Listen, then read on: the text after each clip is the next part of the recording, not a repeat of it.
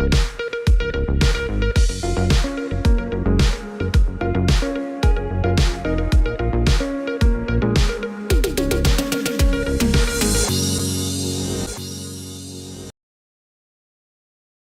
News കാലാവസ്ഥാ വാർത്തയിലേക്ക് സ്വാഗതം.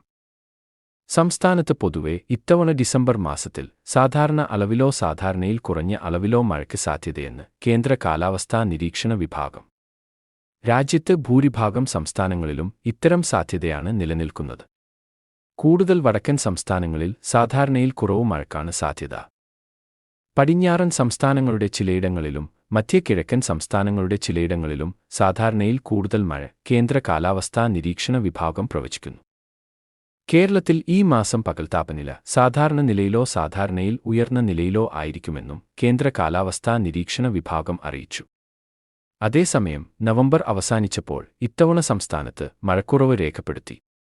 42% മഴക്കുറവാണ് സംസ്ഥാനത്ത് സംഭവിച്ചത്. 153 മില്ലിമീറ്റർ മഴ ലഭിക്കേണ്ടിടത്ത് വെറും 90 മില്ലിമീറ്റർ മാത്രമാണ് ഇത്തവണ ലഭിച്ചത്. പത്തനംതിട്ട ജില്ലയിലാണ് ഏറ്റവും കൂടുതൽ മഴ നവംബറിൽ ലഭിച്ചത്. ഏറ്റവും കുറവ് ലഭിച്ചത് കണ്ണൂർ ജില്ലയിലാണ്.